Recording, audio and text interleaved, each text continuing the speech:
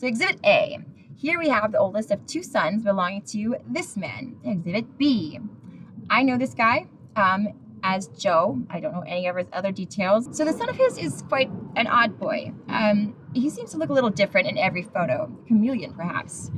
But this one, like, are you kidding me? Still being passed off as the same kid though, and in public no less. If you look closely, you will notice a few persistent features which make this possible. The first is the tip of his nose. It's always the same width and like general shape. Then we've got his lips, which again are the same size and shape. Then we've got his pillow cheeks. Like he has this big pillow cheeks that are really heavy at the bottom. And then we've got his ears. There are several points on the ear that when they are combined, are as unique to the individual as a fingerprint. So let me introduce to you the very cute Ashton Jarman. Ashton is the oldest son of Haley Jarman. She's the girl who taught me to bartend back in like 2012. So take a look at his features as they compare to the ones we identified as being persistent across all instances of this other little boy.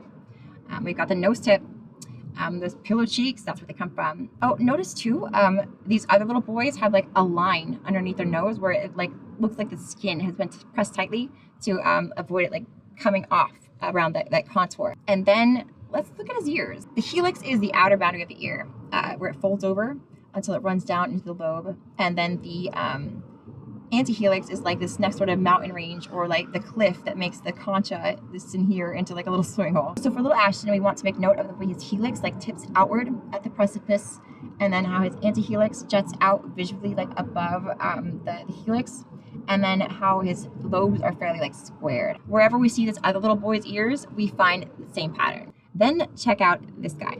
There's two versions of him, one without Ashton's face and one with. Again, that nose, shape of his lips between the two photos has changed.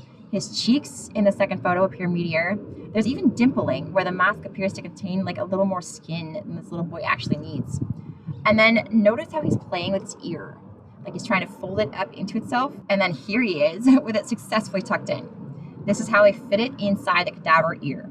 So there you have it. There's proof of zombies, guys. I know these people in real life. I found these photos on an SD card someone tossed into a dumpster. And this is just the tip of the iceberg, folks. It's above my pay grade, so I will not get into details now, but these people are taking over society's upper echelon, the rich, the powerful, the famous. You should be scared. On a final note, if you are the parent of one of the little boys in these photos and you think you might use this information to file like a formal complaint, please reach out to me because my own kids were similarly victimized by this network, and my efforts toward justice are being stalled completely by a lack of precedent.